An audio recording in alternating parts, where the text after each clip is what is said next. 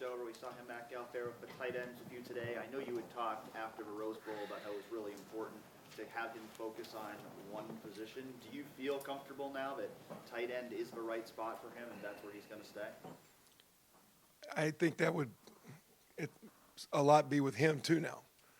Like, I believe that to say someone's doing something that's best for the team, it doesn't work. It's got to be best for the guy.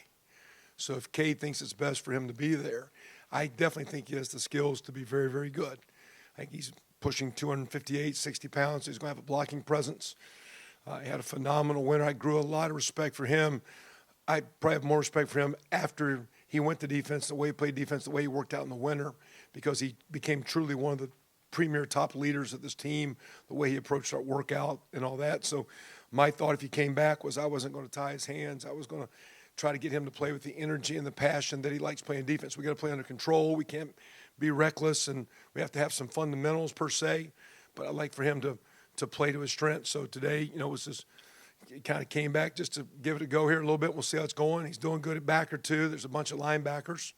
So I think he's trying to maybe see. To me, if he just trusts his heart and that's where his heart takes him, I think he'll be good at it. If his heart leads him to be on defense, I would say he needs to stay there. So I didn't ask him to come back, or Coach Day didn't ask him to come back. He's the guy that said, hey, as we're going through this, can I give it a shot and let's see. So, it's where we're at. They had a good day. It looks decent. He'll be okay, but we'll see. Time will tell. I'm just not trying to force it. We only put him over there in the bowl practice because we were down on numbers.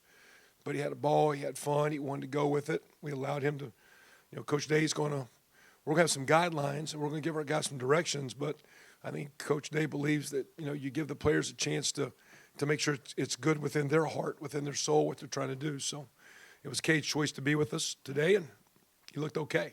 And I personally like to have him back, but it's not about me. It's about, me doing my job with the guys. So if he's with me, I'm all in, and we'll just see in the weeks to go and months to go where it plays out. I do agree, though, he does need to go back and forth all the time. But I know, Joe Royer, G. Scott are a couple guys you're looking for to step up at that spot. Just so far this spring, what have you seen? They've been really good. Matter of fact, I told them after the first week and then after last week, I don't need them to do better, but I need them to keep doing what they're doing. Just give me another day, because if you keep stacking up good days, we're basically playing tackle, we're basically playing receiver, so we're doing a lot of jobs. If you just keep having a good day, you'll get more competent, you'll get more confidence, and your role's going to grow. So they've started good.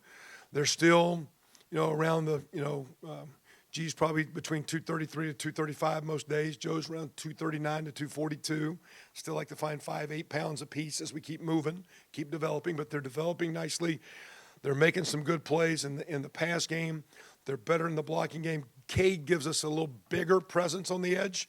So sometimes then it's just the matchups that Coach Day and myself or Coach Fry put them in as we develop run game and protections, because it's one thing to do a job, it's a little bit about the matchup. So it's kind of how we get those guys matched up. But I like Joe and I like G and the way they've started. And my prayers that they just continue to just keep doing it, and good things are going to happen for them, and good things are going to happen for us. Over here, far right, Adam King, WBNS 10 TV. I know every year is different, but when you look at what's coming back on offense, the wide receiver room that's obviously stacked. I know you lose Jeremy Rucker, but in your time here, is this the most stacked offense you've had going into the season? I don't know. We've had some good ones. So, to me, it's only good when you look back at the end. And I've always said, from an offensive perspective, you can only do what the quarterback can handle, and you can only do what the line can block. So the quarterback has a chance. It looks like he's proven he can handle a lot. But now, as you're evolving with new line, okay, where are their strengths and weaknesses? So I think as the line and as the tight ends with Jeremy gone, as that tight end room that we were talking about a minute ago with Dan, as that group complements the line, that will determine really what other skill guys can do. Because if you can't block it, you can't run it, you can't throw it. So some great skill pieces. I think what has a chance to be a tremendous line and a solid tight end group. But those are groups only good with consistency. The guy comes out and kicks a 50-yard field goal. You carry him off the field. You guys have posters of him. He made one play. Those linemen. It's every day. It's every day. It's Tuesday. It's Wednesday. And every day it's going out there good on good. And you keep building that. And if we have a chance to be, like you say, stacked, well, that line will keep stacking those good days, and those tight ends stack those good days, and that'll give us the balance and the consistency to be an elite team. So it's stacked with skill, but we got to make sure we stack it with consistent upfront play to be a great team. You look at CJ, obviously an amazing year last year. Now he goes into a full spring as the starting quarterback. How much can he grow, and how much has he grown so far in spring? The thing I think with CJ is he still hasn't played a lot. He's played so well, and he's naturally, to me, extremely smart and visually sees things so well, things I think that are hard to coach. But sometimes when you're that good at that early, it's the ability of the coaches to make sure they don't get bored.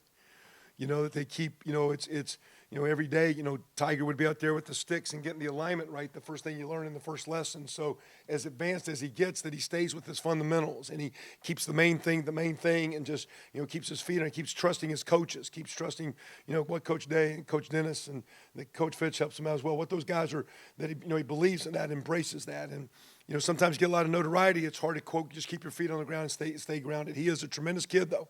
And he'll keep working. If he keeps working, the great players, to me, I go back and the few times I had a chance to see a guy like Drew Brees have a walkthrough, it blew me away, a veteran player, how well they did things. So when these young, talented players have such great success, get hyped up, the great ones have a way of staying centered, staying grounded, keeping it simple, listening to their coaches, being great team leaders. He's off to a great start. I think he's got a much higher ceiling than you've seen. I think he's unbelievably good, and there's a high ceiling for him to be a special player. Front row right, Austin Ward, Letterman Road. Kevin, other than that brief cameo for Cade, you've been working with him for a while. If he stays with that tight end unit, what do you see as the ceiling for him? Can he become you've got guys that have flexed out, guys, Mitch playing in the backfield. Can Cade do the all-around thing, or what do you see him doing best if he stays at tight end?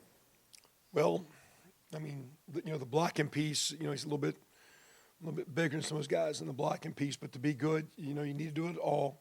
And to be good, what we'd like to do in time, we did a little bit better last year, I thought, with Mitch, was when Mitch was in, we played the strengths that fit him. And in time, we can, if we get some consistency with Cade and then with G and then with Joe, we can play to their consistency. They all are going to have to block. What are those blocking matchups? What's the structure of the defense? And then to be good as the receivers are, we still need to find ways to get them on the field and work them in the progression. But they have to earn the right, as Coach Day would say, to command the ball. You got to be out there every day and show CJ you're going to separate and get open. If not, it's going to somewhere else, or if not, we put someone else in that deal. So I see Mitch in time being that 21 wing, a little bit of tight end, but a little bit of a fullback moving around guy. I see Cade being a tight end that we'll see where the passing grows, which I think could grow high. And I really like the way Joe and G were coming, that are the little bit more athletic I can catch, but are coming in the blocking. G probably doing as well as any of those guys with block fundamentals. It's just getting stronger and consistency with that. So in a perfect world, you put them on the field, and if they go big, we spread them out. And you got guys that can get open. And if they go little, we got some bigger bodies, and you control the line of scrimmage and help the line. It's kind of like a basketball. To me, the tight end group's like a basketball unit. And it'd be nice if they were all 6'5", 6'6", and 260 or 70 and ran 4-4. But they're not. Typically, some guys block better, some guys run routes better. But when those guys get going and you put them on the field and you can move those parts around and you can take advantage of matchups, and that's what we're looking for, whether it be a blocking matchup or a route matchup. And that's where, to me, that group can grow and enhance our 11. Right now we're in 11. It's hard not to get a Mecca out there, and it's hard not to get Jackson and what we're getting with Marvin and the Julian and the young guys. So there's going to be a lot of 11. But when 12 goes on the field, it needs to be a 12 that can go big enough to mash you and still spread you out and make plays based on how you want to match up with us. So it's like playing basketball. They pack it in, you got to hit some threes. When they spread it out, you got to attack the post. It's the same kind of deal to me at tight end. Who do you think Cade compares to that you've worked with at that position before? Interesting. I think he's going to be a little bit more skilled, but the one young man I thought years ago at Oklahoma, Brody Elward, is one of my favorite players, a tremendous blocker, could lock you down. And he was a fourth-round pick for the Colts and played a handful of years. He's got a little bit of that defensive, because Brody was a DN. There was a high school running back from a small rural town. So grew up on a farm, drove a truck, wore white T-shirts a lot. He's, very, but Cade's not as good a blocker as that kid is yet, but I'd like to see him be that, and I think he could be a better route runner, more complete than Brody. That's a high standard for me, but I'm chasing him to be there. Third row right, Doug Lamery's Cleveland.com. Kevin, you mentioned CJ's vision and being able to see it. Obviously, you guys coach him up, he gets in the film room, but how much is a trait like that, some of it is innate, or how much can that just be learned to be able to see the field? You know, I think the more you do it, you can some degree learn it, but I think, like I played center and guard. I've coached quarterbacks before. I stand right behind them, and I have no idea who's open because I don't see that. I see that three technique getting ready to slant. I see this twist getting ready to happen. I see that linebacker bumping. I see the safety rotating down. But when they start going like this and like this, the ability to see spaces, some guys are very gifted at that. And they naturally see it and they keep their eyes downfield. And they have the ability to anticipate and see spaces. And I guess through time, it's a little bit learned. And with trial and error and reps, you get better and better and better at it. And I think he had some good training. But, I mean, when I was a young coach, I had a friend of mine who's now coaching in the NFL, having a great career, and he was complaining. I said, come back here and you tell me who's open. Because I don't have a clue, and I'm standing right here knowing the play. I don't know which one's open. I don't see that. But those quarterbacks do. Some guys can see it, some guys can't. You can work to improve it. As a coach, you try very, very hard to put them in as many situations as you can. But I think sometimes there is a gift that guys have it. And again, it's hard. I maybe had asked that question to Coach Day, who played the position, because me not having played it, I really don't see that. But, you know, I know Coach Day standing on the sideline can see the game as a quarterback. You know, I see it through the lines of alignment. Everybody sees the game a little bit differently. Offensive views, defensive views, like Coach Knowles has. Great view and completely different than mine. We all have different views.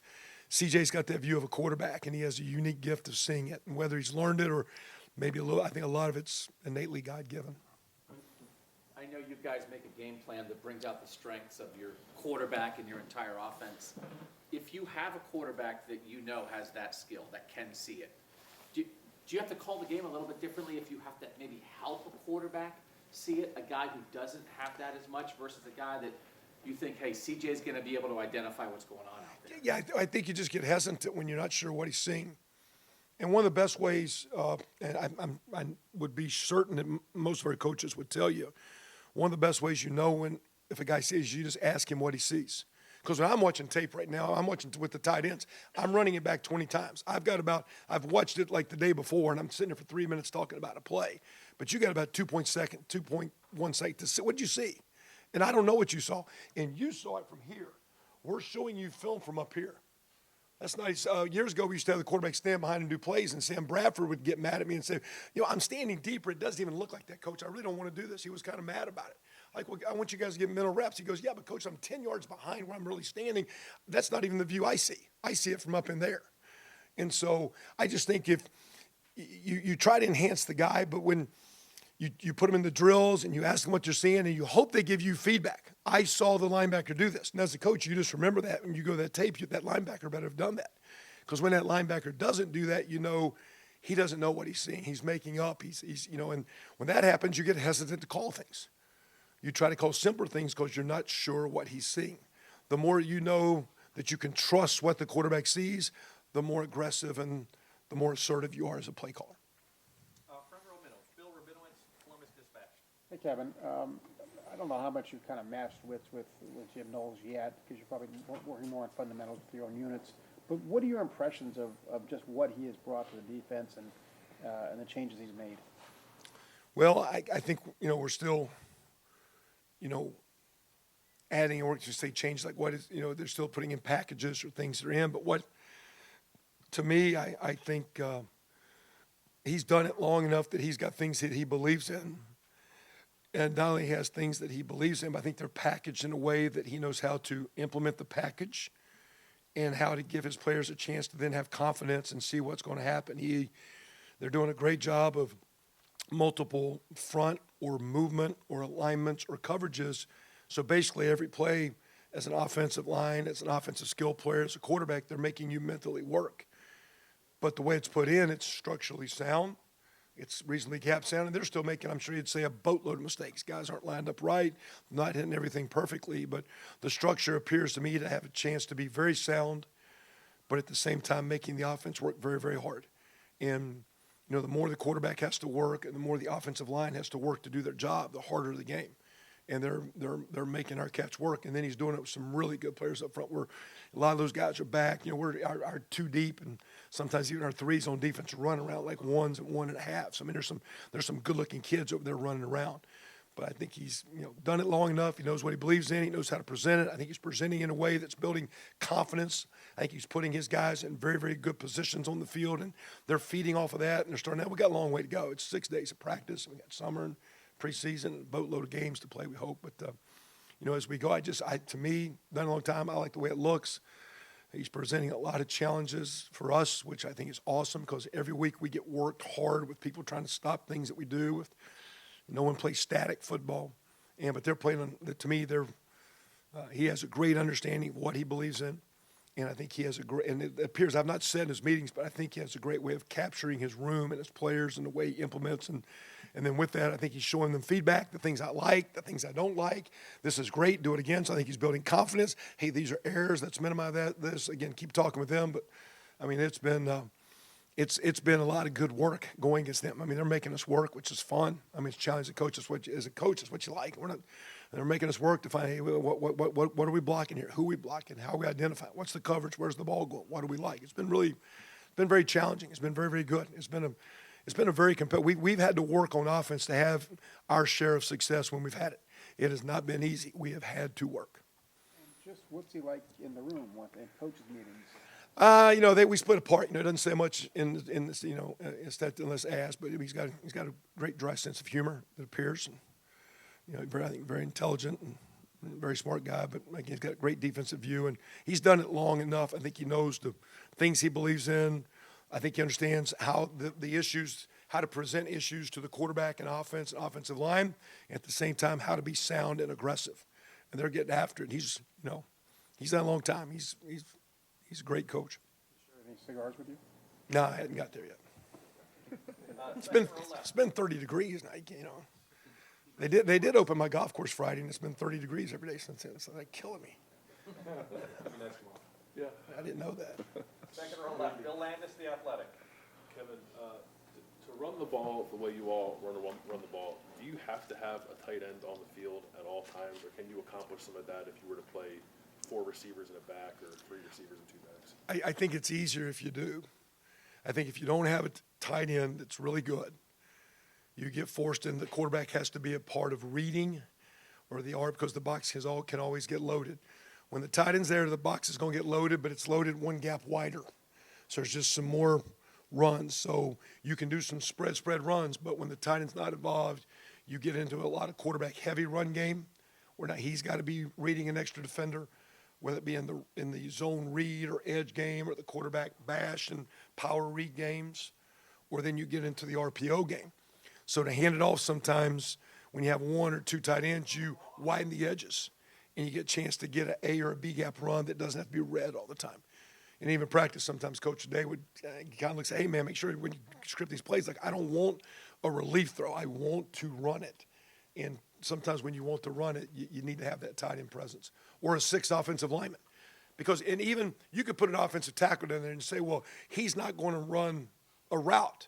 Well, they still have to now cover the D gap because you have an A gap, center guard's A, B, C, and when you put a tight end now you have a D. You widen things 3, 4, 5 feet, whether you run to him or away from him, if that makes sense. So even if it needed to be an offensive lineman there, you can say, well, he's never going to run a route, but then they still have to cover down on that person. And that being said, to me, you can run the ball better. That's why in the NFL you don't see a lot of the spread run stuff because the quarterback's either got to run it or throw it all the time. You guys, it seems like you'll have a pretty nice group of receivers this year and a nice group of running backs. I know you've rotated 6 receivers in the past. You could have played 4 wide, 5 wide if you wanted to, but is it a philosophy of you and Ryan that we want a tight end out there because of all the things you just said? I just think to run the ball, unless, back when we had JT, you'd probably get a lot more 10 because he was a running type quarterback, or back when, years ago when, I had Kustok at Northwestern or Coach had Tebow or those guys. You had running guys, and you could do the zone read or the quarterback run or the quarterback draw and all that, because you can, you can leave the tailback on the linebacker and quarterback draw. It's not this, and CJ is a very adequate runner. He's also a great passer. We don't want to overdo that. I mean, he has been very, very capable of pulling the ball and running, and we'll still have him as a running threat, but he's not our lead running threat. He's a great thrower. We can easily throw the ball, but to me, when they know you're throwing, then your rush starts hurting because here comes, the pocket just collapsing on you. When you got the run game and you can play action and you can move the pocket and, have the quick little play action passes or the shots off of that, there's a lot of good offense. So, we're always going to be pretty good in the drop back game. We're always going to have, it looks like, because Brian's going to continue to develop and recruit great receivers. But I think to be the offense we need to be, that line and tight ends make it off the chart good or make us talented, but maybe have some hiccups along the way.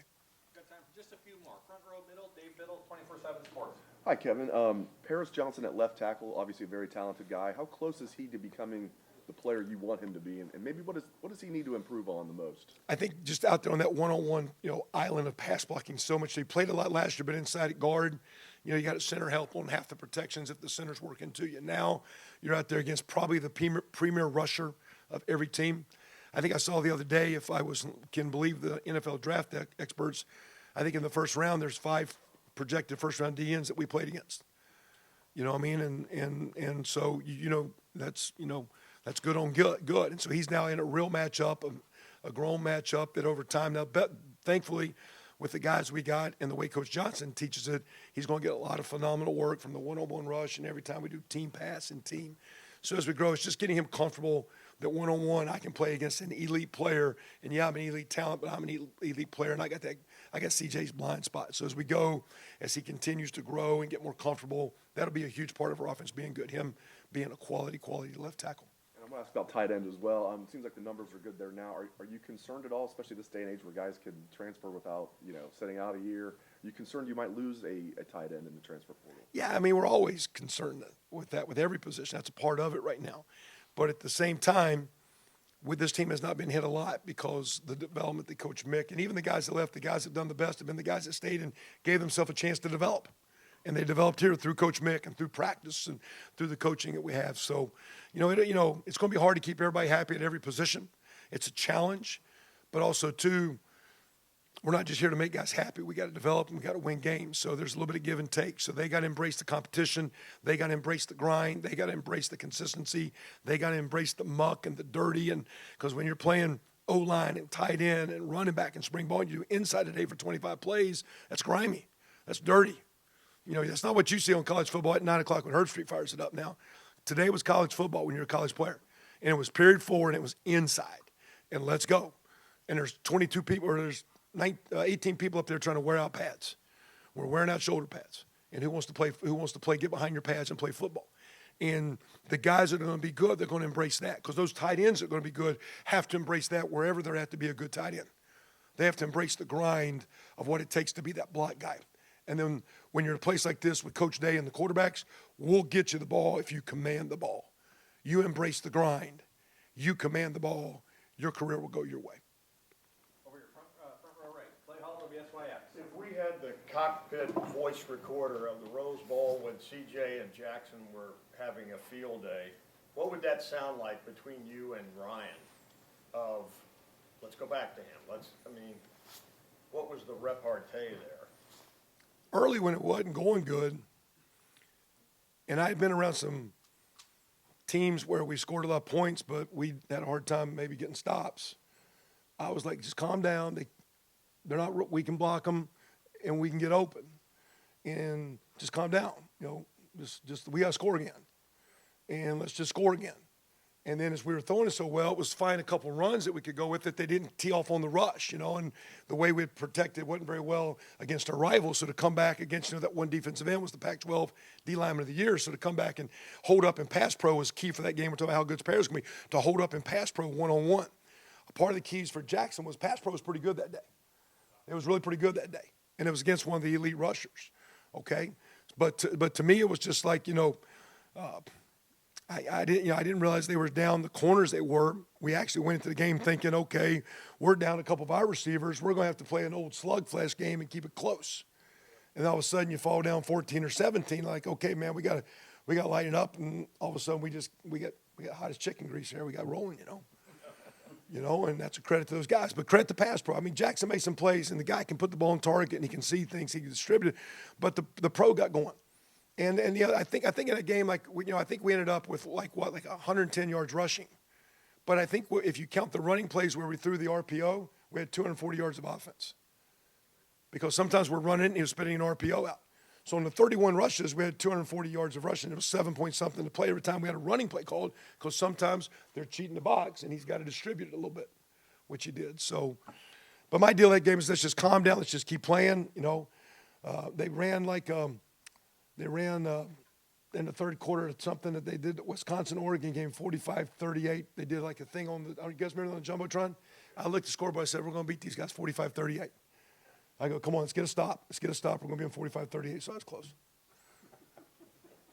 What else? We good? I'm gonna get in trouble if I keep this going. Just one or two more there, Coach. Front row right, Tim May, Letterman Ross. As much as you talk about CJ and him being able to see the field and see who's open, see who's not, see whatever, the dime he dropped to Jackson Smith and Jigba for the go-ahead touchdown is, I don't know, where does that rank in your mind of passes you've seen thrown and what he brings to the table? Well, the really good ones can see it, and the really goods can anticipate, and then when they're great, they're accurate. And that was pretty elite. That was accurate. That's also the receiver. He's got a lot of confidence. I think he knows sometimes if you don't command the ball, I'll look at you a second. If I don't feel good, I'm going with the next guy. I think Jackson, sometimes I'll keep hanging with you a second, man, because I know if I get it close, you got a way of getting open and making plays. So, but that was a great throw. He had a couple of those today, though. Can you see CJ getting better right now? What in practices? What are you noticing about him? Be a little bit louder, more command. Last year early, just you kind of, you got a lot going on now. He can still handle the thought process and everything that Coach Day and Coach Dennis wanted to do with reads and progressions and checks. He's more confident, which gives the line a lot more confidence with command presence and calling the plays and marking out cadence, calling for the ball, making IDs. Just the more he plays, the more confident he is, more confident he is, the louder he is, the more assertive that is, and our players feed off of that. Because you can tell the voice, command presence has been pretty good because now he's more, he's not that he's not thinking about the throw, but he's confident in the throw enough. He's not too. Sometimes you're thinking so much about that, you can't think about being loud on the snap count. There's a lot of thoughts going on. And when you're thinking a lot, you can't do your job. So the more he's doing it, the more comfortable he's getting. I see him having better command presence. I see him being louder. After plays, he's more, talking to guys about what he likes and sees. That's off the field. But while he's playing, he's more loud, he's more confident, he's more assertive, and it helps the line and the other players play off of that. All right, we've got time for two more.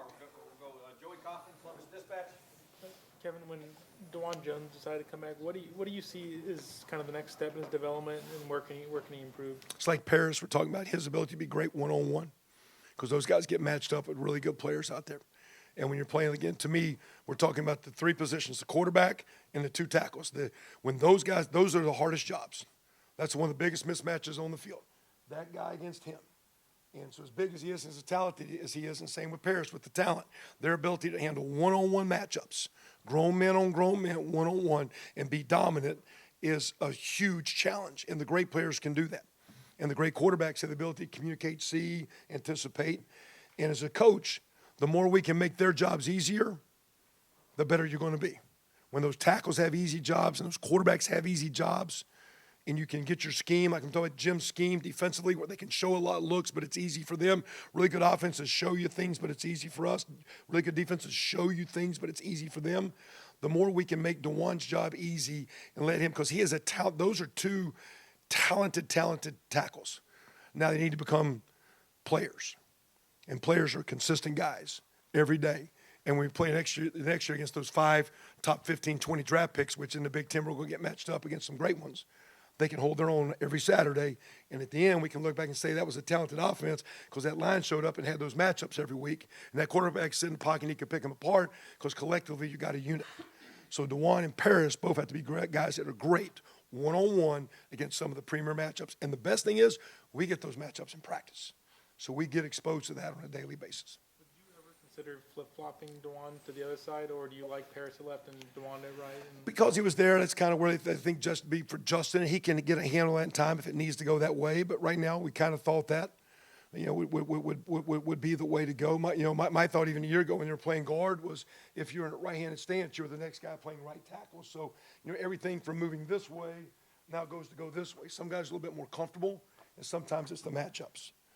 But one of the best guys I ever coached, Trent Williams, played right tackle in college. It's not like everybody's got to play left. Those are two great ones, and we'll expect them both to get the job done. If we need a flip or if there's a problem, we can move someone. And we got the young guys coming. If we need to, probably get Donovan Jackson if we need to a tackle as well. But we'll keep that position. It's not going to be a problem, but that position needs to keep a challenge position in college football.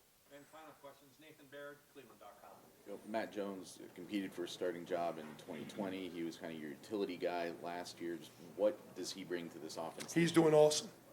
He's in year 5. I think he got some recognition as an all Big Ten player last year as the utility guy. So he's not been bad. He's a starter, and he actually is playing very good. He and Donovan, like I say, I think with Luke, we're going to be good inside. And we get those tackles comfortable outside. That front five's got a chance to be really, really good. Really, really good. But Matt Jones has had a tremendous winter, matured, in good health, in good spirits, in good condition. He has a chance to have a really good year. He's doing really well. Is it set between him and Donovan, which one would be left and right? Right now, we got Donovan at left and Matt at right for now. Is there like a strategy behind why those guys fit there better? I think we thought that if we needed Donovan at tackle, would we move DeJuan to left, or would Donovan go to left? So we got him in that little left-hand stance, so we're there to get used to it. Coach, thank you very much. See y'all.